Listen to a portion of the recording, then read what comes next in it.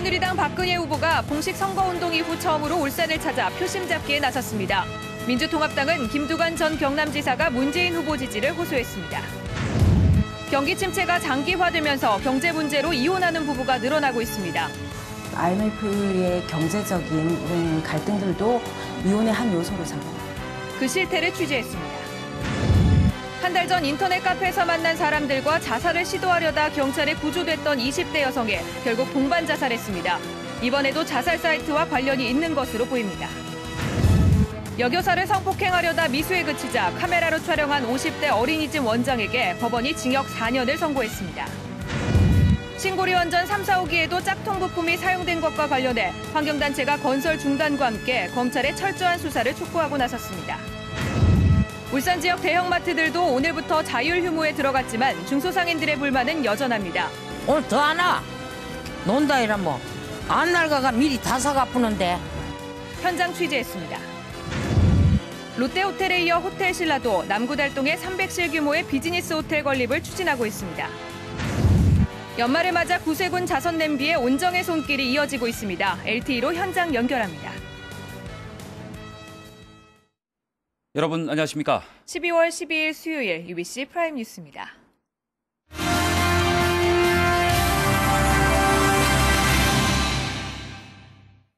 새누리당 박근혜 후보가 오늘 처음으로 울산 유세 활동을 벌였습니다. 민주통합당은 김두관 전 경남지사의 지원 유세로 맞불을 놨습니다. 이정환 기자입니다. 새누리당 박근혜 후보가 공식 선거운동이 시작된 이후 처음으로 정몽준 중앙당 선대위원장 등과 함께 울산을 방문했습니다. 박 후보의 유세에는 경찰 추산 4,000명의 유권자들이 몰렸습니다. 박 후보는 민생정부를 출범시켜 가계부채 감축 등 민생 살리기 정책을 실천하겠다며 동북아 오일 허브와 산업기술박물관 설립 등 지역 발전 공약도 제시했습니다. 여러분의 염원인 산재재활병원과 국립산업기술박물관 유치 책임지고 이루어내겠습니다. 이어 한국노총과 정책 간담회를 갖고 비정규직 문제 등 노동계 현안에 대한 해결 의지를 밝히기도 했습니다. 민주통합당에서는 김두관 전 경남지사가 지원 유세에 나서 우리나라가 미래로 나가기 위해선 문재인 후보가 대통령에 당선돼야 한다며 지지를 호소했습니다. 양극화 해소와 민생경제 그리고 경제민주화를 확실하게 챙길 후보, 저는 문재인 후보라고 확신합니다. 문재인 후보는 지난달 30일에 이어 모레쯤 울산을 다시 찾아 심환구 전 시장과 함께 표심몰이에 나설 예정입니다.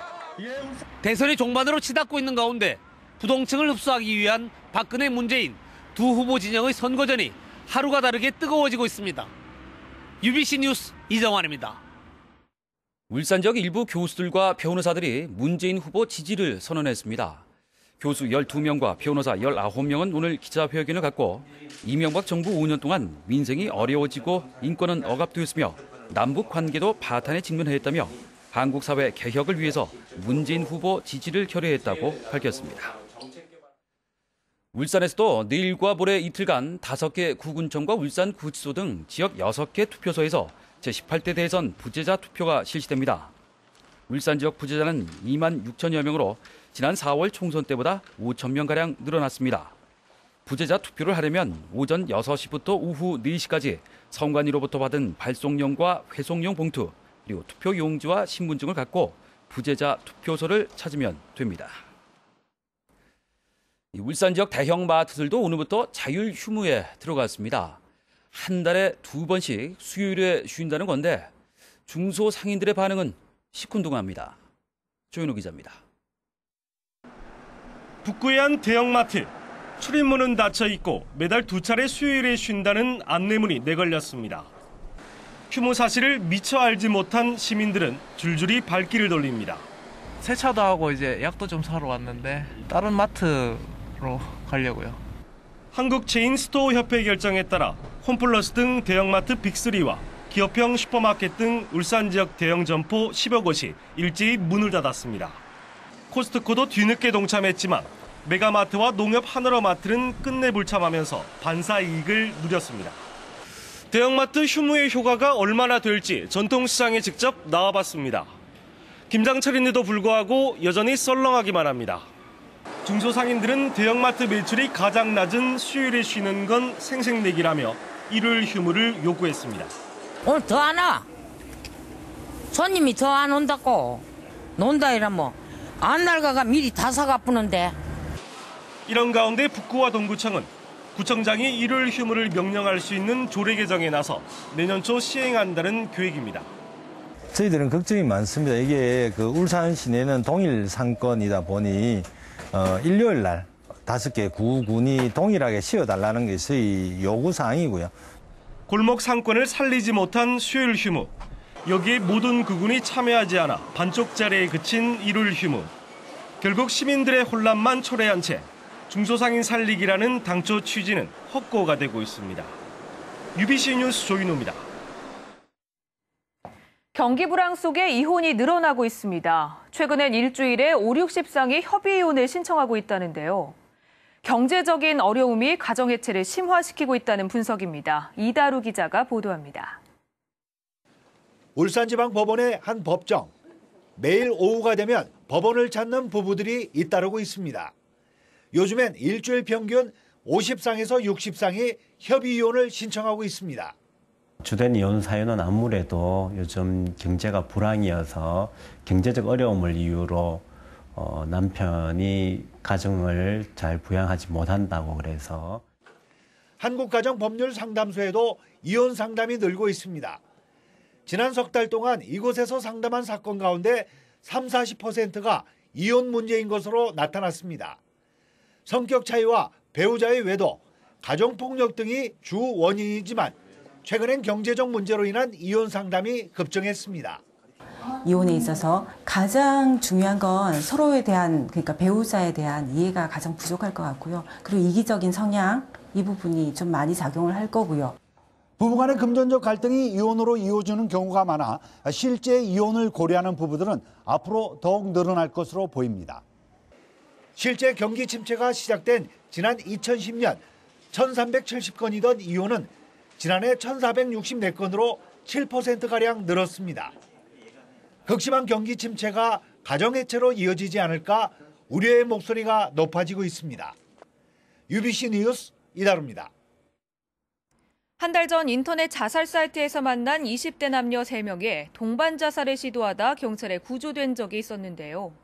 그런데 이들 가운데 2명이 결국 목숨을 끊어 주위를 안타깝게 하고 있습니다. 김규태 기자입니다.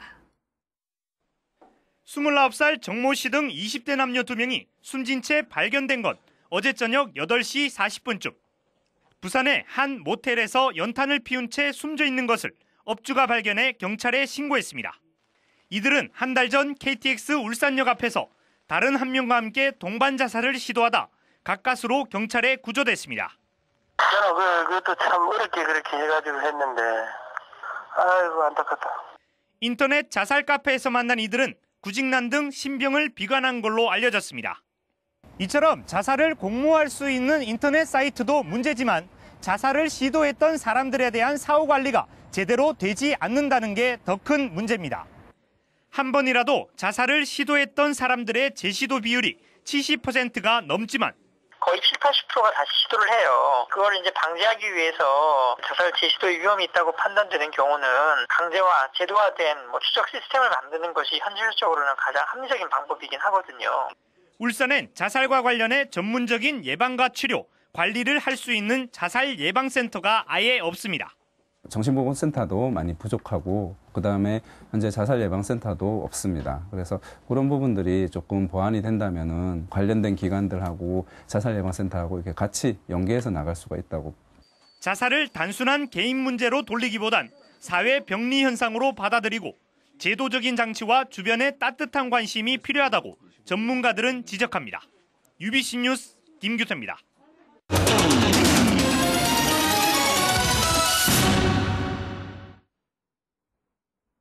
연말을 맞아서 울산에도 어김없이 구세군 자선 냄비가 등장했습니다.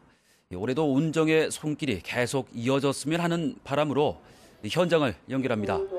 윤경재 기자, 시민들의 참여가 많습니까?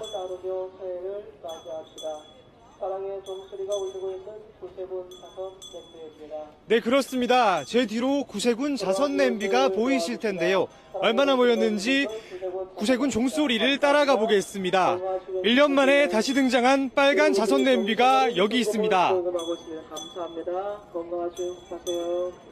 시민들의 온정도 계속해서 이어지고 있는데요.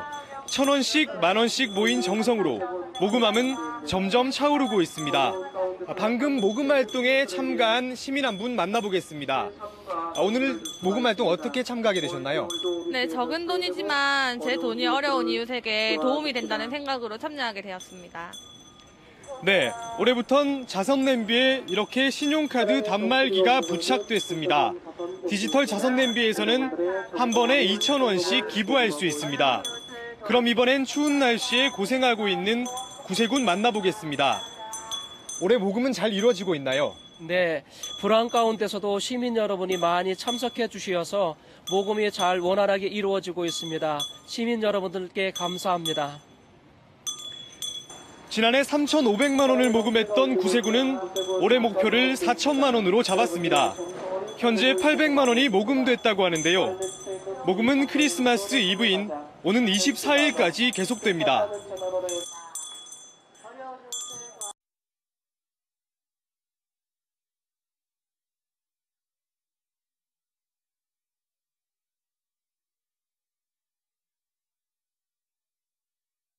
진행이 매끄럽지 못했습니다. 사과의 말씀을 드리겠습니다. 다음 소식 전해드리겠습니다.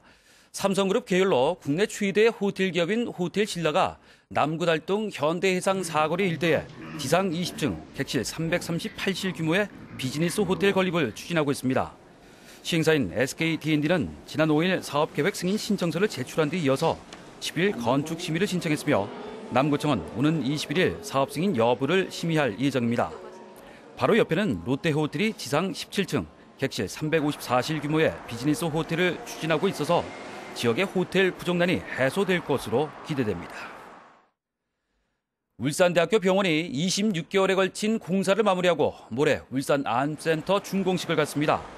암센터에는 트루빈 방사선 암치료기 등 최첨단 장비가 도입되고 신생아 집중치료센터도 신설돼 울산 지역 의료 수준을 한 단계 높이는 계기가 될 것으로 기대됩니다. 울산대병원은 암센터 준공으로 전국 10대 병원으로 도약하게 됐습니다. 계속된 한파로 오늘 울산의 전력 부하량에 겨울철 최고 기록을 경신했습니다. 신울산 전력소는 오늘 오전 9시 울산의 순간 최대 전력 부하량에 380만 2천 킬로와트까지 올라 어제에 이어 이틀째 최고 기록을 세웠다고 밝혔습니다. 하지만 오후 들어 기온이 오르면서 전력 공급은 안정세를 보이고 있다고 덧붙였습니다.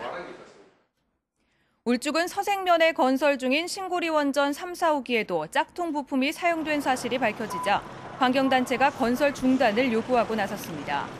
울산 환경운동연합은 문제가 된 신고리 3, 4호기 건설을 중단하고 모든 원전을 대상으로 전수조사를 실시하는 한편 원전 산업 전반에 대해 검찰이 수사에 나설 것을 촉구했습니다. 앞서 원자력안전위원회는 원전 부품 민관 합동조사단의 점검 결과 신고리 3, 4호기의 소화수 펌프용 제어 패널의 내진 시험 성적서가 위조된 사실을 확인했습니다. 울산지법 제3형사부는 성폭력 특별법 위반죄로 기소된 어린이집 원장 52살 김모 씨에게 징역 4년을 선고하고 성폭력 치료 프로그램 80시간 이수와 개인정보 5년간 공개를 명령했습니다. 김 씨는 지난 6월 자신이 운영하는 어린이집에서 일하는 30대 여교사를 차량에 태운 뒤에 흉기로 위협해 성폭행하려다 미수에 그치자 디지털 카메라로 여교사의 알몸을 촬영한 혐의로 기소됐습니다. 김 씨는 또 지난해에는 어린이집 화장실에 카메라를 설치해 여교사들의 모습을 촬영한 혐의도 받고 있습니다. 울산지법은 아파트 놀이터에서 놀던 여자아이 3명을 강제로 추행한 54살 강모 씨에게 징역 3년에 개인정보 공개 5년, 위치 추적 장치 부착 10년을 선고했습니다. 언어 장애자인 강 씨는 지난 4월부터 6월까지 아파트 놀이터 등에서 놀던 6살과 7살 여자 어린이의 허벅지를 만지는 등 강제로 추행한 혐의로 기소됐습니다. 재판부는 강 씨가 2001년에도 같은 범죄로 징역형을 받았고 언어 장애를 빌미로 잘못을 인정하지 않는 점 등을 고려했다고 밝혔습니다. 교통사고를 내고 달아났더라도 피해자가 다치지 않았다면 인적 피해에 대한 책임은 없다는 판결이 나왔습니다. 울산지법은 지난해 9월 신호 대기 중이던 승용차를 추돌한 뒤 달아난 혐의로 기소된 53살 박모 씨에 대한 재판에서 인적 피해에 대해서는 무죄를, 차량 피해에 대해서는 벌금 200만 원을 선고했습니다. 재판부는 피의자들이 사고 직후 회사에 정상 출근한 만큼 상해를 입었다고 단정하기 어렵다고 밝혔습니다. 울산에서 고급 승용차를 훔쳐서 면허도 없이 타고 다니던 10대 2명이 부산에서 붙잡혔습니다. 부산 북부경찰서는 오늘 수리 중인 승용차를 훔쳐 타고 다닌 16살 임모군 등 2명을 붙잡아 불구속 입건했습니다. 이들은 지난달 6일 새벽 북구 진장동 한 차량 정비소에 문이 열린 채 주차돼 있던 에코 승용차를 훔쳐서 한 달 동안 면허 없이 몰고 다닌 혐의를 받고 있습니다. 오늘 낮 1시 10분쯤 동구 주전동 방파제에서 20대 여성이 바다에 빠져 실종됐습니다. 해경과 소방당국은 여성의 신발만 발견된 상태라며 구조대와 다이버를 투입해 구조 작업을 벌이는 한편 목격자 등을 상대로 사고 경위를 조사하고 있습니다. 현대자동차 비정규직 노조는 오늘 회사의 불법 파견 인정과 모든 비정규직의 정규직화 등을 요구하며 주야간조 4시간씩 부분 파업을 벌였습니다. 노조는 내일 열릴 본교섭에서 회사가 수용안을 내놓지 않으면 모레 주간 6시간, 야간 8시간 파업에 들어갈 것이라고 밝혔습니다. 현대차는 대체 인력을 투입해 생산 라인을 정상 가동할 방침입니다. 사업 타당성 논란을 빚었던 울주군 삼동면 보산마을 영화기념관 건립 예산이 전액 삭감됐습니다. 울주군 의회는 오늘 사업성이 불투명하다는 이유로 관련 예산 8억 3천만 원을 전액 삭감했습니다. 군 의회는 내년도 울주군 예산으로 4,344억 원을 확정하고 삭감한 예산 46억 원은 모두 예비비로 전환했습니다. 동구청이 지난 8월 조선시대 남목마성이 있던 남목동에 설치한 말 조형물 2개가 최근 훼손된 것으로 드러났습니다. 동구청은 400여만 원을 들여서 만든 말 조형물 2개 가운데 하나는 귀가 잘렸고 나머지 하나는 목 부분이 잘려나가서 철거했다고 밝혔습니다. 동구청은 조형물의 목과 귀 부분에서 칼로 자른 흔적이 발견됐다고 덧붙였습니다. 제49회 무역의 날 울산 기념식이 오늘 롯데호텔에서 열렸습니다. 오늘 행사에서는 LS 니코 동재련이 60억 달러 수출탑을 받는 등 40개사가 수출탑을 받았고 현대미포조선 장태성 팀장 등 27명의 중앙부처 표창을 받았습니다. 한편 올해 울산 수출은 980억 달러로 지난해 달성한 1000억 달러에는 못 미치겠지만 전국 1위는 확실시 된다고 울산시는 밝혔습니다. 울산 현대가 일본에서 열린 피파 클럽 챔피언 5, 6위전에서 일본 히로시마에게 2대3으로 역전패해 6위로 대회를 마쳤습니다. 울산 현대는 전반 17분 일본의 자책골로 앞서갔지만 전반 35분 동점골에 이어서 후반에 2골을 더 허용해 추가 시간에 1골을 만회했지만 경기를 뒤집지는 못했습니다. 다음은 간추린 뉴스입니다. 현대중공업은 오늘 동구 서부축구장에서 자원봉사자와 함께 사랑의 김장 담그기 행사를 개최했습니다. 올해로 22년째인 이번 행사에는 정몽준 의원과 현대중공업그룹 임직원, 직원 부인회 등이 참여해 배추 12,000포기에 무 3,000개로 김장을 담가 어려운 이웃에게 전달했습니다. 이수화학은 오늘 노인복지관 등 사회복지기관과 어려운 이웃들에게 2,450만 원 상당의 생필품 세트 550개를 전달했습니다. 지역 석유화학 제조업체인 이수화학은 지난 2010년부터 3년째 따뜻한 겨울나기 행사를 마련하고 있습니다. 법무부 범죄예방위원 울산 양산지역협의회는 오늘 울산지검에서 사랑의 김장 나누기 행사를 가졌습니다. 오늘 담근 김장김치 1,000kg은 법무부 보호 대상자와 선도보호 위탁소년 등에게 전달될 예정입니다. 울산 세관의 신형 감시정이 태화강호가 오는 18일 취향식을 갖고 본격 업무에 투입됩니다. 30톤급인 태화강호는 항만 감시에 필요한 고성능 레이더와 자동 항법 장치에 선박 자동 식별 장치와 워터제트, 고성능 CCTV가 장착됐으며 시속 55.6km의 속력을 낼 수 있습니다. 할아버지와 할머니들에게 현대 육아 방법을 가르치는 육아 서포트 교육이 오늘 노인복지관에서 열렸습니다. 한자녀 덕악기 운동연합은 맞벌이 부부가 증가하면서 육아 부담이 늘어난 조부모들을 대상으로 이 같은 교육을 실시하고 있습니다. 울산시 시설관리공단 야생동물 구조관리센터는 오늘 천연 기념물인 독수리 한 마리를 겨울철 독수리 도래지인 경남 고성에 방사했습니다. 이 독수리는 지난 2월 탈진한 상태로 발견돼 야생동물 구조관리센터에서 치료를 받아왔습니다.